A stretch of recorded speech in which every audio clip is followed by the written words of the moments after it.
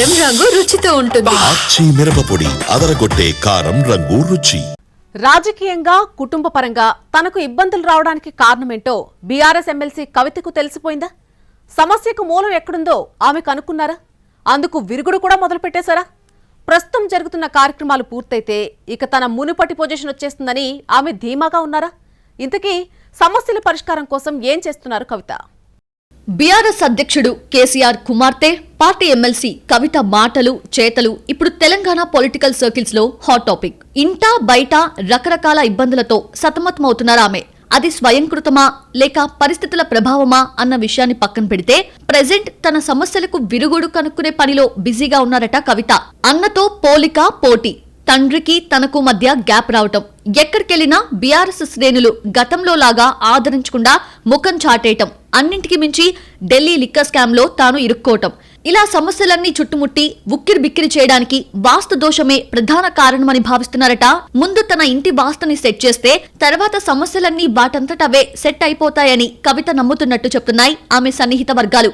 అందుకే ఆలోచన వచ్చిందే తడవుగా కొట్టుడు కట్టుడు కార్యక్రమాన్ని మొదలు పెట్టేశారన్న గుసగుసలు వినిపిస్తున్నాయి రాజకీయ వర్గాల్లో.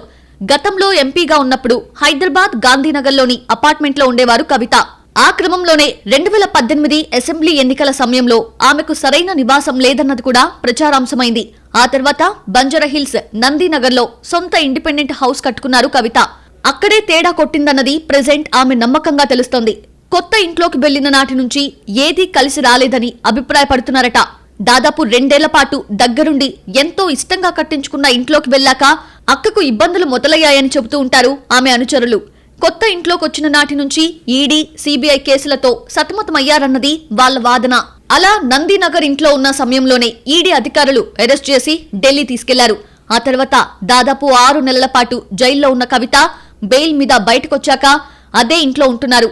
పార్టీ కార్యక్రమాల్లో యాక్టివ్ గా పాల్గొంటున్నా సరైన ప్రాధాన్యం దక్కడం లేదంటూ నారాజైపోయి తండ్రికి లేఖ రాశారు. కేసీఆర్ దేవుడని, ఆయన చుట్టూ దయ్యాలున్నాయంటూ పరోక్షంగా సొంతోళ్లనే టార్గెట్ చేశారన్నది విస్తృత అభిప్రాయం.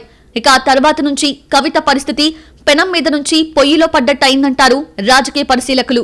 పార్టీలో పట్టించుకునే వాళ్ళు లేకపోగా జిల్లాల పర్యటనలకు వెళ్లినప్పుడు గతంలో లాగా గులాబీ క్యాడర్ వెంట రావడం లేదు. కాస్త కూస్తో ఆమె మీద అభిమానం ఉన్న నాయకులు కూడా భయంగా వచ్చి కలిసి వెళ్తున్న పరిస్థితి. దీంతో కవిత పునరాలోచనలో పడ్డారట. అసలు ఈ సమస్యలన్నింటికీ మూలం ఎక్కడుందని వెతికే క్రమంలో ఓ సిద్ధాంతి వాస్తు బల్బు వెలిగించినట్టు చెప్పుకుంటున్నారు. ఆయన సూచనల మేరకే ప్రెజెంట్ ఇంట్లో మార్పులు చేర్పులు చేస్తున్నారట కవిత. నెల క్రితం తన ఇంటి పక్కనే ప్రారంభించిన తెలంగాణ జాగృతి కార్యాలయంలో కూడా వాస్తు మార్పులు చేస్తున్నట్టు తెలిసింది. ప్రెజెంట్ ఆమె ప్రస్తుత నివాసం ఉంటున్న ఇంటి ముందు గోడను తొలగించారు.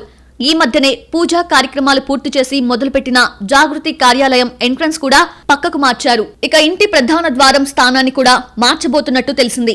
ఇప్పుడు ఒక పక్కగా వాయువ్య మూలలో ఉన్న ప్రధాన ద్వారాన్ని సెంటర్ కు మార్చబోతున్నారట. పైన ఉన్న సింహద్వారానికి ఎదురుగా ఈ ప్రధాన ద్వారం వచ్చేలా పెట్టాలన్నది ప్రస్తుతం జరుగుతున్న వాస్తు కరెక్షన్.